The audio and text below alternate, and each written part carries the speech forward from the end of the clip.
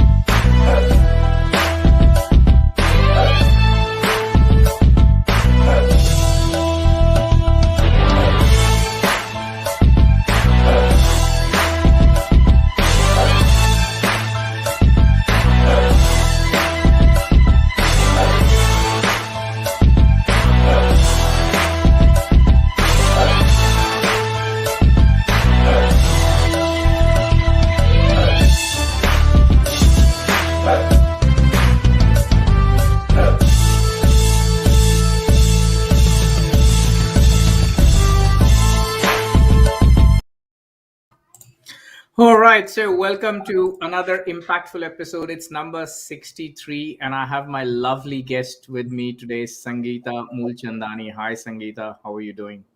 Hi, Amit. I'm good. Thank you.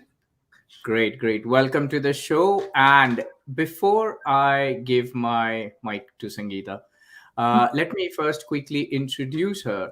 Now, the title of the show is very interesting: Too Young, Too Bold, Too Female. We're going to know more about it, but let me just give you a little glimpse. So, Sangeeta has a natural flair for business strategy and leadership with more than 15 years of experience across global corporates, small, medium sized ventures to a very early startups. She has built four businesses from ground up in travel, food, and consulting.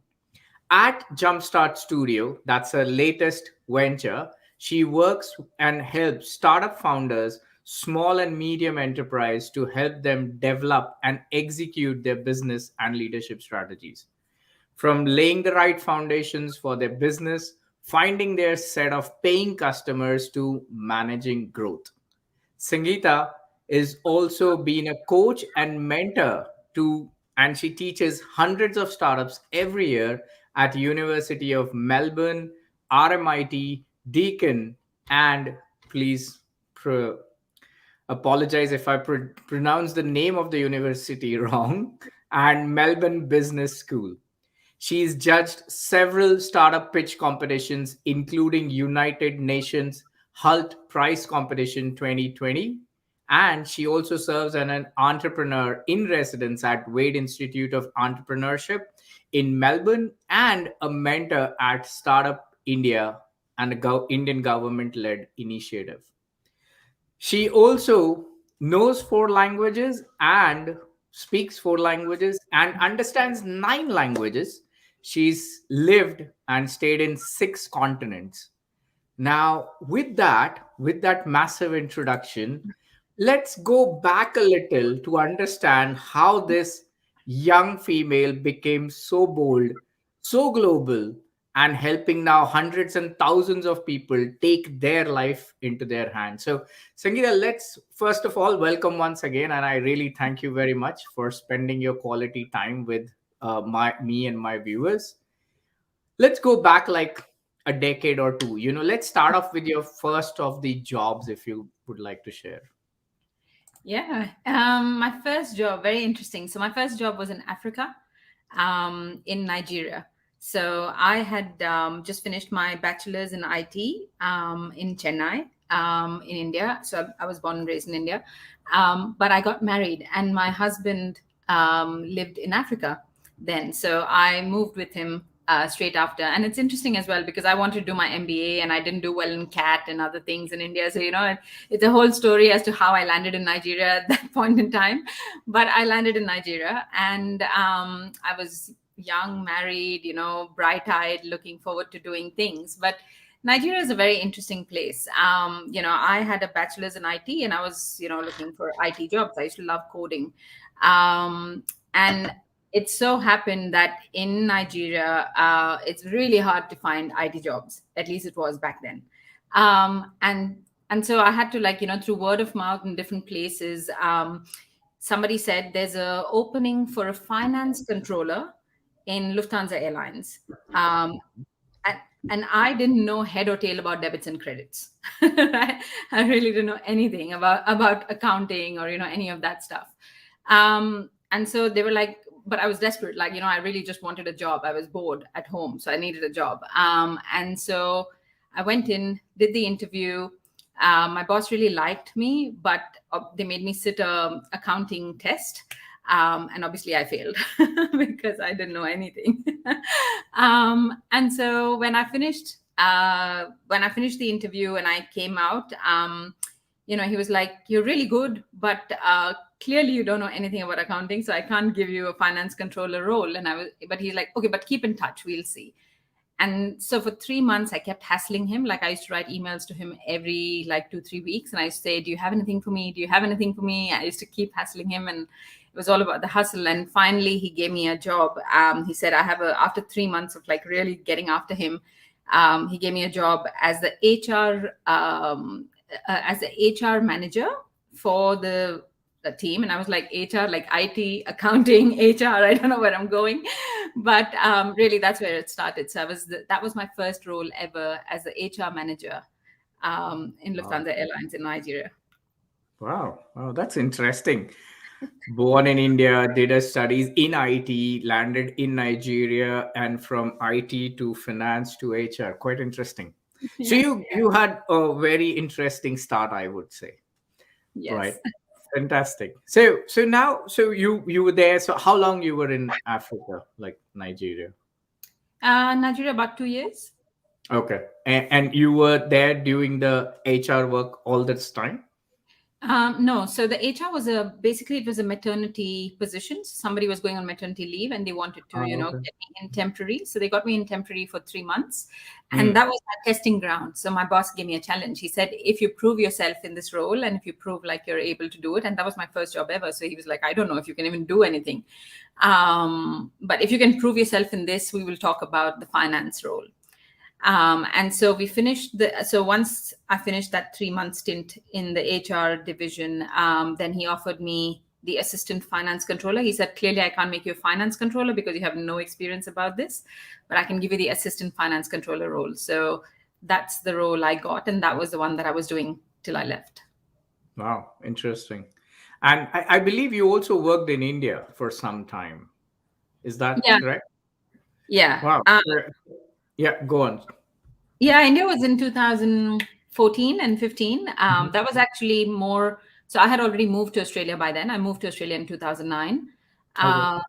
And so it was more as a expat in India. So I was actually working for an Australian company, but I went back to India as an expatriate. So that was my first time ever working in India. Wow, that would be very interesting, isn't it? Expat working. How was the experience? Very Share a different. little more. Very different. It was quite interesting. So I worked for ANZ Bank at that time, and I was on a program with ANZ Bank, which is called the Generalist Banker Program. So the Generalist Banker Program is they were building a pipeline of CEOs for the bank. So it's a talent program, and I was on the program.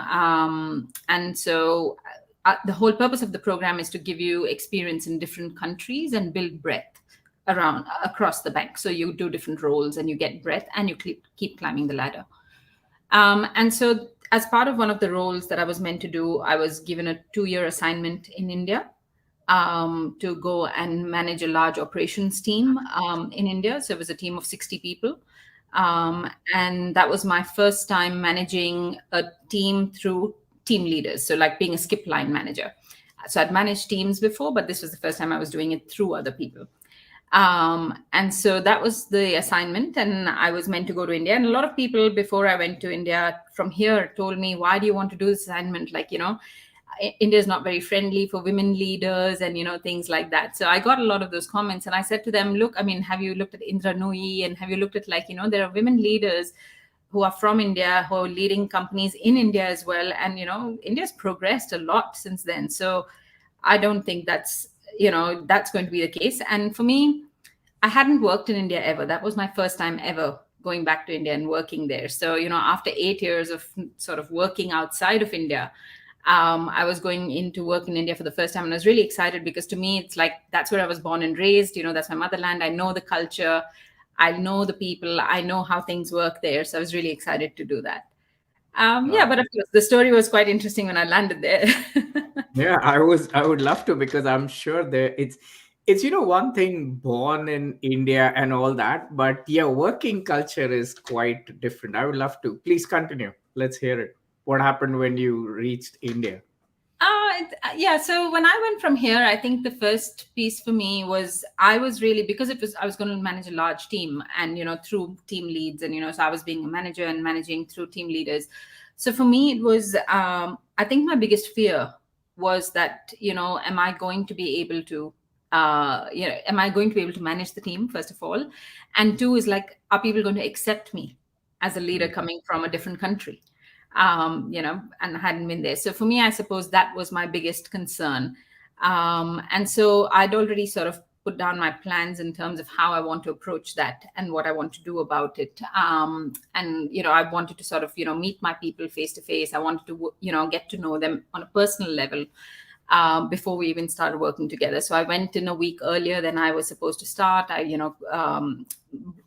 called my team leaders for a nice social drinks, and got to know them and things like that. And so there was a lot of that sort of initial rapport building that I did with them. What I completely ignored is the fact that there are other people as well out there, like my own boss and my peers and those people. And so I took for granted that it's going to be okay with them, like I wouldn't have a problem with that. But I think the perception was quite different. So when I landed in India, it was quite interesting because I was the youngest, person in amongst my peers doing that kind of a role. I was a woman. I was one of the, probably there was just another lady on the same leadership table, and this was like a whole number of people.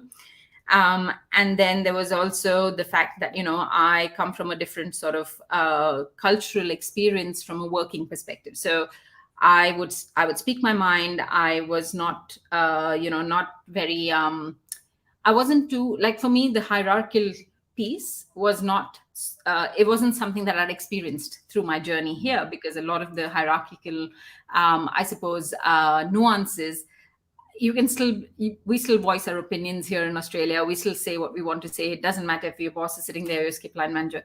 But in India, it's quite different, the way you deal with things. So I suppose for me, I took a lot of those things for granted. And so when I landed there, it was quite interesting. The first day in office, because I met my team outside already the week before, when I went into office was the first day. I was meeting my peers, I was meeting my boss and all of that. And one of the first things, we went for lunch, my peers and I, and one of the first things somebody asked me is, why do you get paid more to do the same job that we do here?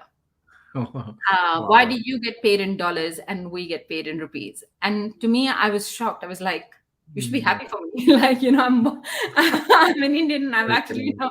managed to do that. So be happy. But no, I think people were a bit like, I think it was quite interesting. Like, I think when people are challenged or their insecurities are challenged, Mm. there can be a lot of things that come out that you don't expect.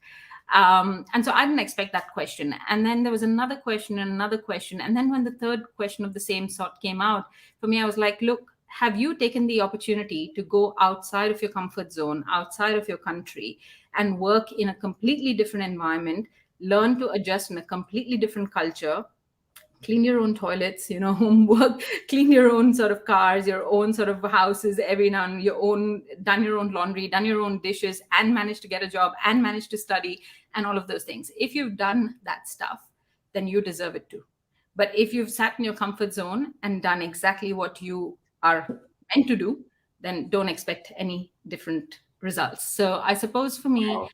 I had to be bold. I had to stand up at that point and, talk about how there's a reason I was there and earning more than they were earning and doing what more than what, was expected.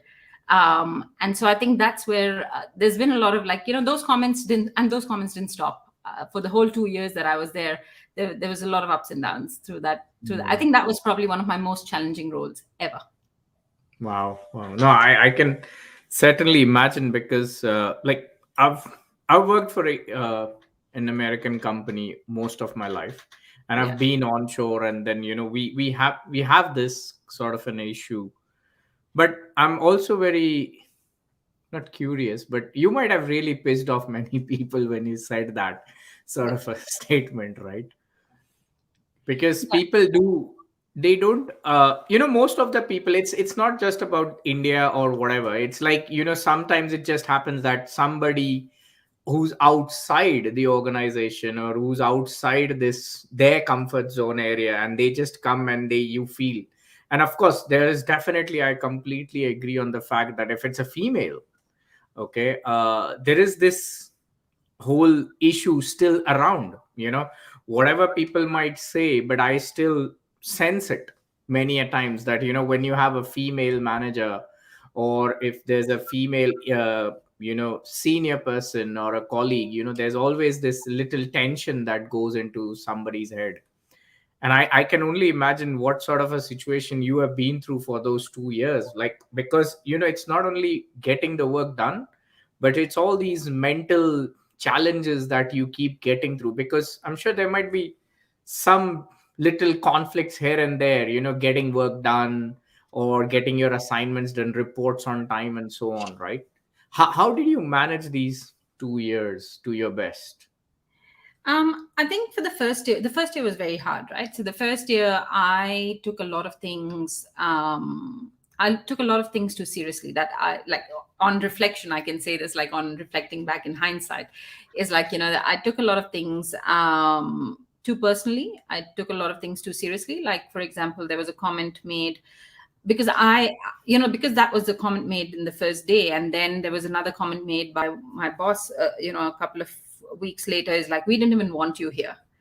For example, so the head office here in Australia gave me the assignment, but it's Mm, the people on the ground that I have to work with. And so it's a different dynamic. And so the first point was, we don't want you here. And there was another piece around, after about a month of working here, they actually put a complaint into head office here saying that Sangeeta doesn't know anything, and she's not cut out for this, she can't do this job.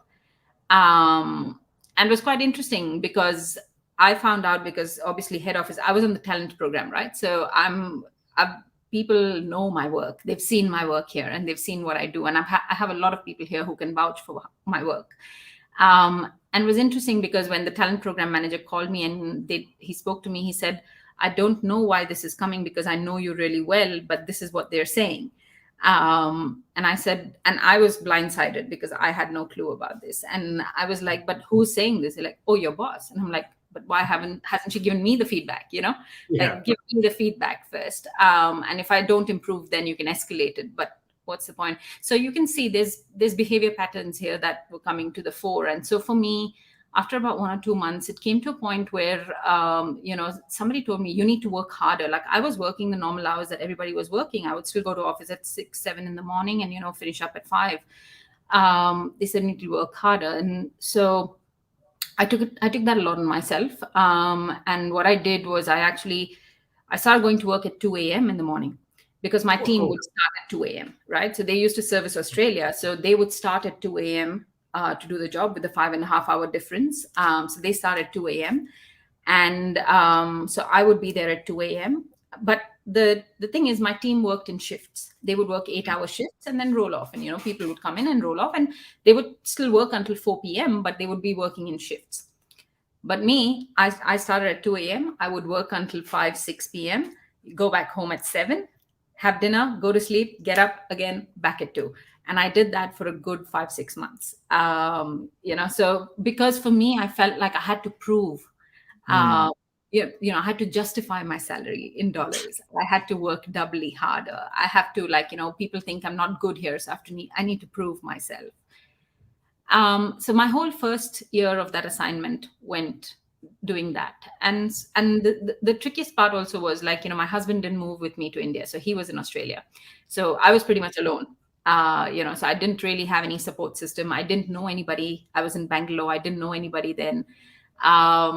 I had distant family, but no time to really meet anybody or talk to anybody. So It was quite a hard time that first year.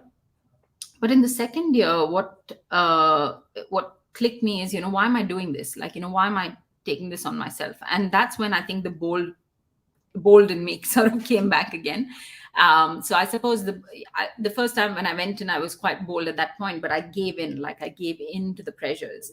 And then in the next year, I had to find my own ground. I was like, this can't go on. And then I started really voicing out things. I started telling people things. I started saying when things were wrong, I would stand up. And I started making friends with people who were higher in the food chain.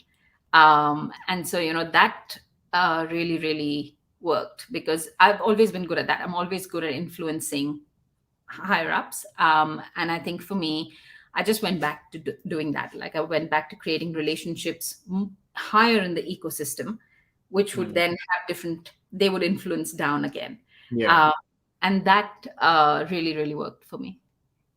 Wow. Wow. But I mean, that's, when you said that, you actually started working at 2 a.m. and, at 4 up till 4, or, like couple of both two shifts almost.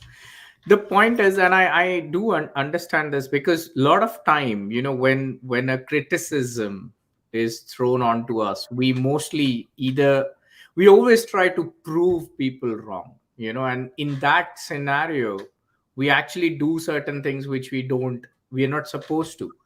And I hope you agree with me, because I want this, because in IT, I'm from IT background. You've been there, you've seen it. That people tend to just work like crazy, or I would say, let's say, donkeys actually Yeah. sometimes, just to prove something, correct? Yeah. And I hope you agree, just for my viewers as well, that that doesn't work, correct? Because that's just gonna burn you to a point where you're gonna be worst. Yeah. 100%. And for me, look, that resulted in health issues, that resulted in emotional mental issues, that results in a lot of things, and you don't realize it until after. Like, it actually comes and impacts you a few years later. You may not realize it when it's happening, but a few Yeah. years later, like, that takes a toll on you, and it takes a toll on you in a big way. So you really need to know and draw your limits. Like, I tell people all the time, is like, if I had a chance to go back and do that role again, I would go back and do it, but I would do it differently.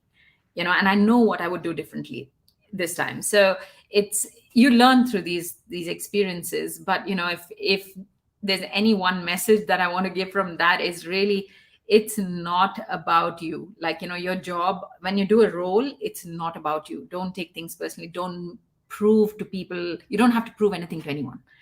As long as you're happy doing it, do it. If you're not happy doing it, don't do it. Like, don't do it because somebody else told you to do it, because that is in the end not going to lead you anywhere.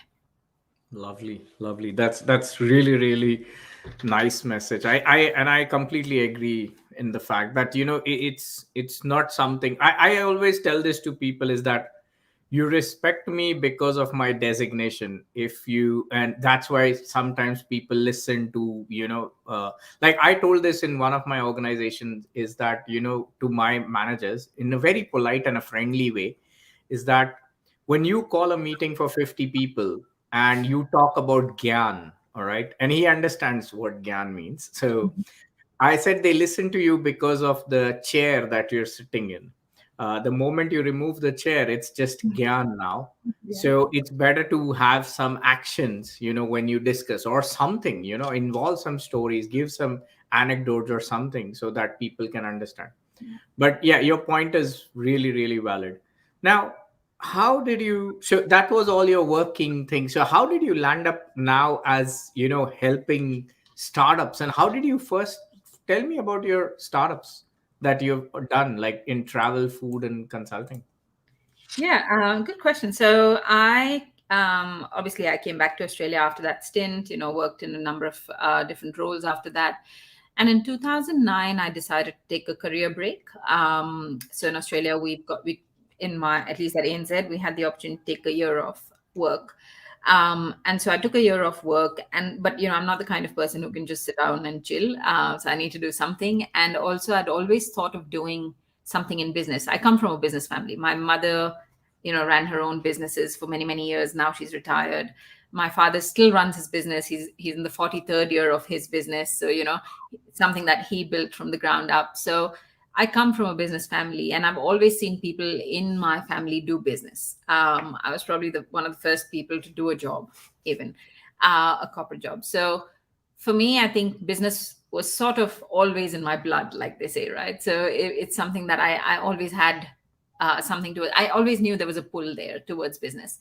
And so I started actually thinking about business quite early on in 2016-ish, when I came back from my stint in India, and then I spent a year here, and I was like, I don't know, what am I doing? Like, I'm doing a lot of these roles and jobs and things like that. I'm learning a lot of things. But so what? Like, even if I become the CEO at ANZ, so what? Like, I couldn't see what was going to happen. Like, I just couldn't see the vision for myself. And I suppose that I spent a few years, like it was a few years of, tossing and turning in my head around, should I stick to my corporate career? Should I try something different? But I was scared. I didn't know, how do I try something? Like, what if I fail? What if, things happen that, what if I lose my savings? What if I get no income? And, a lot of these things. So, and then finally in 2019, I was like, okay, I've just got to take this leap. I'm going to do it. I took a year off work, and I went, and I still took a safer route. I went to Melbourne Uni and to Wade Institute, and I studied a master's in entrepreneurship. So that was my second master's degree, which I studied. It was an intensive 1-year degree, but also as part of the degree, there's a requirement to build businesses. So you've got to build your own business. So you learn the concepts and you apply it and you actually build a business. So the first business I started was travel, because, when I left banking for a year, I was like, well, I'm taking a break. I want to do something I'm passionate about, and I love traveling. I love food. So these are sort of my two biggest passions. And so I started with a travel business, because I was like, yeah, okay, let's do something with travel. And I based it on a model. So in 2017, I traveled for a whole year around the world. I lived and worked in 25 different countries.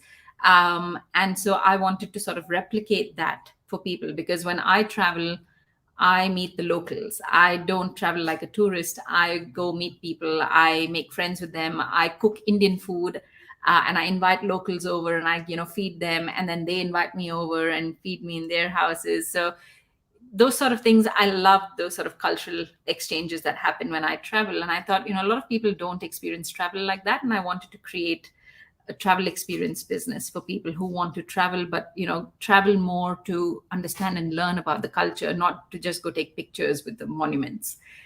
And so that's how my travel business started. And very quickly, I set everything up. I had my whole sort of website built out, got everything done. But very quickly, when I started talking to customers about it, I realized that they thought I was a logistics company, like a travel agent. And that was not what I wanted to end up being, number one. Number two, I also realized that I enjoy planning travel for myself, and I'm a good sort of consumer of travel, but I'm not a good producer of travel. For somebody to call me and tell me there's a cockroach in my bathroom, can you deal with it at 2 a.m. in the night? No, I'm not ready to do that, right? So that's not the kind of business that I wanted to spend my time doing. So very quickly, I realized that although I love travel, it's what I love about travel is the variety, the change, and things like that. So my first business pretty much failed because of me, failed because I was not prepared enough to do it. But it taught me a lot of things. It taught me about, how you should build businesses. What are some of the things you take into your consideration? Wow, interesting.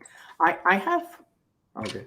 I have one question here. I want to show that. So Pritesh Dash asks that when people in job want to make their hands dirty in entrepreneurship, they look at backup for a rainy day or when they fail. Yeah. Was that your case as well? Interesting. Yeah, and I think that's the thing, right? So when you move, there's a difference between an employee mindset and an entrepreneurial mindset. And I think a lot of people who are employees, that is the biggest shift that you have to make, the shift in your mindset. And I think a lot of people, because they're employees and they're used to a paycheck coming in every month, or every fortnight. It's just really hard for us to make that shift. And that is true. Like, when people, I was probably backing myself up. I was like, okay, I'll take a break, I'll go study entrepreneurship, and I'll try my hand at business. If it doesn't work, I have a job, I can come back, right, in a year's time. And I did. I actually went back to my job in a year's time. I started the travel business. That failed. I did the food business. The food business, I did that with two other co-founders. One was from Spain and one from Colombia, and they unfortunately had to leave. The food business was actually successful, but it's something, because my co-founders had to leave, I was just left in the middle. So I had to wait. I was sort of contemplating what I'm going to do with that business, and then COVID hit. And so food businesses were impacted, my business was impacted. But because I was on a career break at that time for a year, I actually went back to my job in 2020. It was in February. But within a few weeks, like, I quickly realized I had outgrown my corporate career. The pace at which entrepreneurship moves, the pace at which doing your own business moves and startups move, is massively different from the pace at which corporates move. And I really started enjoying that pace. I really started enjoying the entrepreneur that I was. And so for me, I didn't last in my job too long. I quit my corporate career last year like within 6 months of going back. I quit my corporate career, and business is my thing now. That's pretty much it. Wonderful, wonderful. I think I can understand a bit, because the whole point is, entrepreneurship is quite different. Like you said, one of the safety net from the pay is, from the job, is that you get your salary slips. That's your safety. Like, whatever hell break loose, you're gonna get some amount, period, right? And even if you're that bad, you're still gonna be like, you're gonna get some warnings and stuff till the time you're fired, in a way, unless you're in contract, right? So that's true. But in entrepreneurship, everything is you, right? If you don't work for 10 days, your company, your organization, your whole dream is going to suffer, period. So it's you who has to just get up every day and move forward. Yeah. And also the fact that if you don't want to work one day, it's okay. There's nobody sitting and shouting on you. So, Yeah. but I think most of the entrepreneurs that I've seen and who've been on my shows, they are like self-driven. You Yeah. know, they are not the ones who are like, actually, a lot of magazines and what do you call books actually portray a very different way of people sitting and drinking martinis on the beach, and they are entrepreneurs. But that's not the things that I've seen. I've seen that entrepreneurs, at least whom I know of, including you, they actually do not land up taking a lot of breaks, because they just love doing what they do, Yeah. and they just want people to get more and more value from them. Yeah. So Yeah, I've wow. been waking up at 5 a.m. every day this week, because I'm Wow. writing a book, and I'm writing a book for first-time founders. I'm writing a Hmm. book to help entrepreneurs. And you're right. Like, for me, I think it's, you just want to keep doing it. Like, you want to do it because you want to do it. It's not because somebody's telling you to do it. It comes from within. Exactly. And great explanation. The mind shift matters, right? Right, Yeah. Pritesh. So how did you start the Jumpstart? So what was the thought process behind this? Yeah, Jumpstart's pretty interesting. So, the food business happened. And then last year, I started my consulting business early last year. And I was helping small businesses, and I was helping them find their clients and things like that. And I had a lot of people talk to me from the corporate sector, from people who were doing jobs around, how do you start a business? Like, how are you doing it, Sangeeta? Like, what are you doing? How are you doing it? Like, a lot of people on LinkedIn reached out to me and spoke to me about it. And as I would talk to people, like, a lot of it was like they were in awe, like, because entrepreneurship is like it's like glamorous from the outside. People feel like, oh, it's very nice, it's great. And like you were saying, like, sitting and sipping martinis. Of course, I don't drink martinis on the beach every day, but, if I wanted to, sure. But I just feel like, that's the view that people have about entrepreneurship. But also the fact that, it feels like freedom, right? It feels like you're not bound to a boss, you're your own boss, you do your own thing, but it takes a lot of time. And so Jumpstart came about from there. It really came about to help corporate professionals become entrepreneurs and transition into entrepreneurship, because I sort of saw a need there. A lot of people, but I'll be honest with you, like, having opened Jumpstart and having spoken to a lot of entrepreneurs about it, people, want to do it, but there's not many people who actually do it. Not many people take that leap of faith, right? And I think that's where a lot of people need guidance, and that's why I'm writing the book as well. Is like, okay, read the book. At least the book will help you get started. But it's just about telling people, it's one step at a time. You don't have to leave your corporate career and jump straight into entrepreneurship. Not necessary. You can actually start on the side, dip your feet in, see how you go, see if you like it, see if it's for you, and then make the arrangements, create safety nets around you before you take the leap. Because people with an employee mindset like to have safety nets, like to have things around them. And you can do that. Like, there are true entrepreneurs who don't care a damn about anything, will take any risk in the world, even if it risks everything. But a lot of people have commitments, have families, mortgages, and you've got to consider those things. So there is a middle ground, and it's just, that's where Jumpstart Studio sits. It helps you transition from an employee to being an entrepreneur. Interesting. And before I start off, so Pritish is awesome. Looking forward for your book. Absolutely, me too. Yeah. So, like, I'll not say I'm an entrepreneur, but I have few things. Like, I have my own show, but that's separate. This is just out of my love to share stories. But the other thing that I also do is, like, I teach people on storytelling and so on and so forth.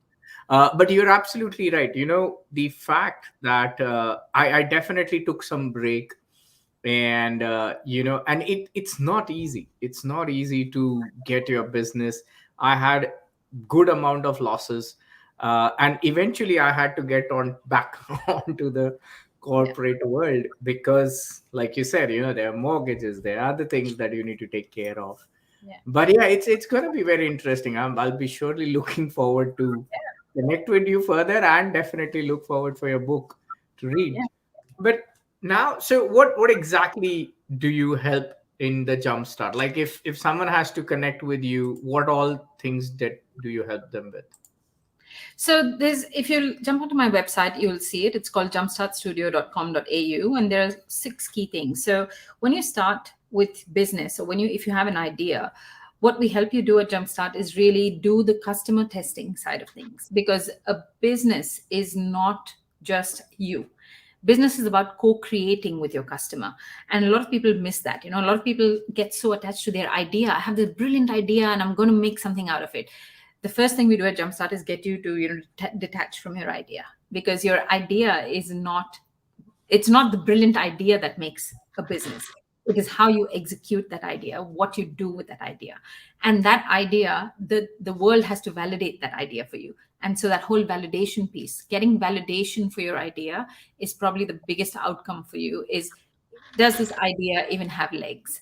Is it something I should invest time, energy, money, effort in building out as a business? So that is the first step that you need to look at. And once you understand that, and your idea might change through that journey, because we do 6-week, we do 12-week programs, but we also do boot camps. We do a number of different things. So it really depends on what you have appetite for. But it's because it's for corporate professionals, and we understand that you don't have a lot of time, you don't have a lot of bandwidth after your work to sit and work on something else. The programs are designed in a way to help you do them while you're still at work. But it's really testing things out. You're testing, experimenting in the market. Once you know there is a market for things, then it makes a lot of sense to build your product, build your service, build what you need to do. But before you do any of that, you have to know if there is a market for what you want.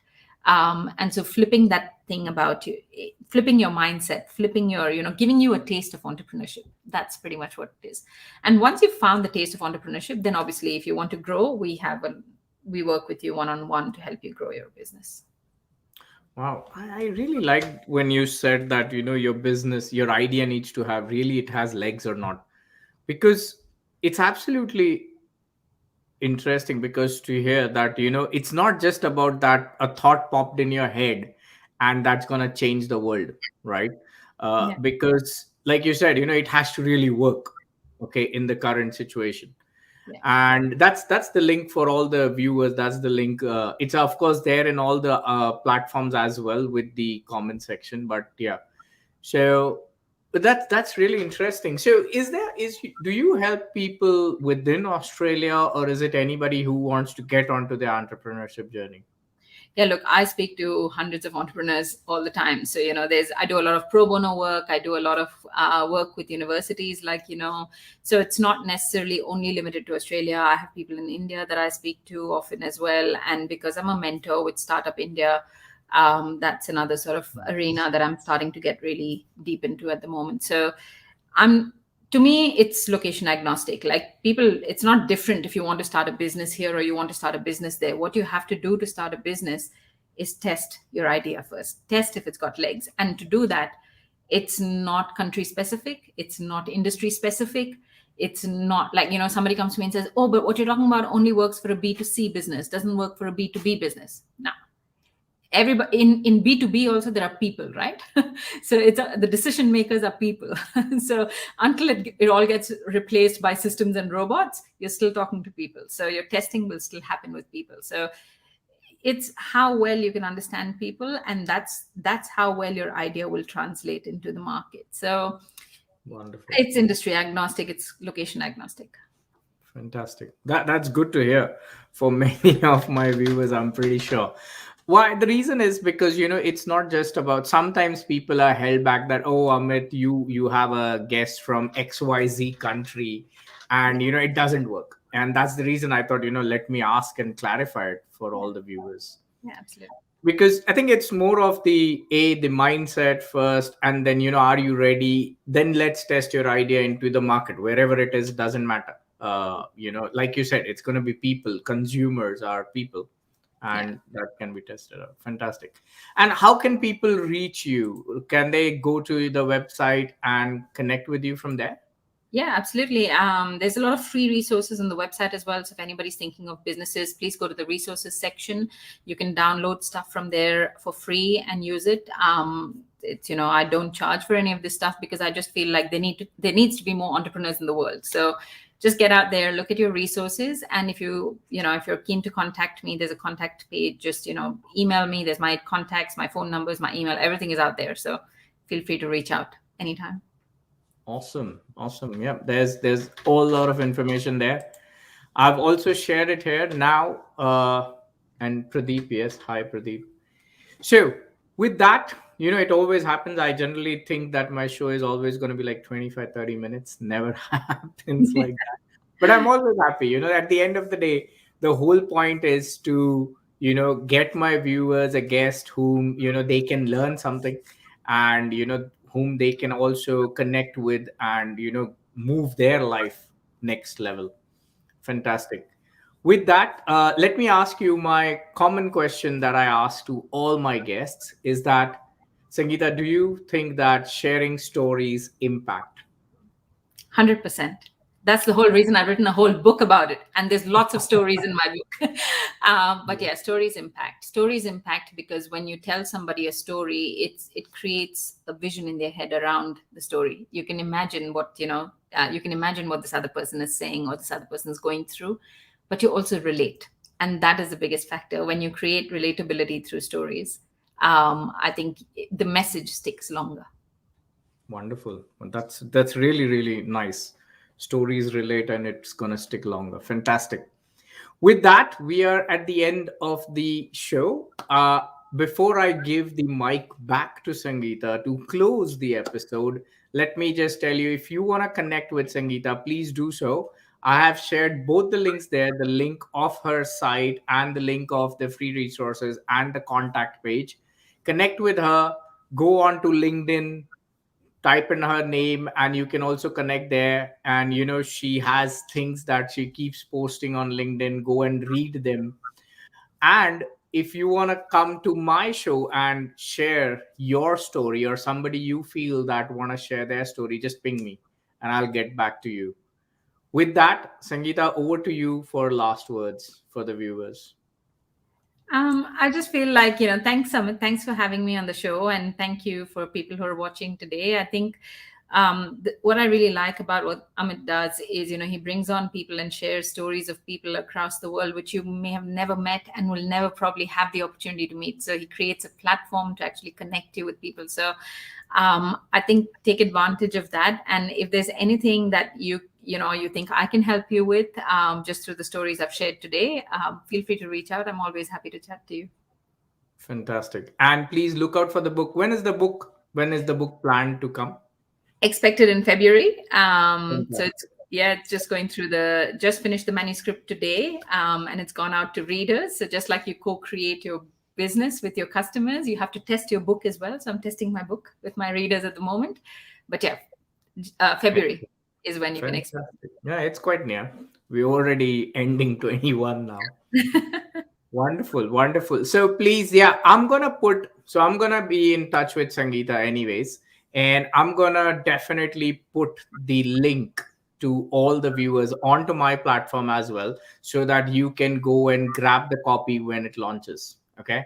Yeah, And thank you. I'm gonna have a signed copy, by the way, Sangeeta. Of Okay, course, just 100%. for me, No, since we're here in Melbourne. yeah. All right. With that, thank you very much. And thank you once again, Sangeeta, for coming on to the show and blessing it. And thank you to all the lovely viewers. Have a wonderful rest of your evening in Melbourne, and rest of your day in India and wherever you are. Right. Take care. Thank you. Bye.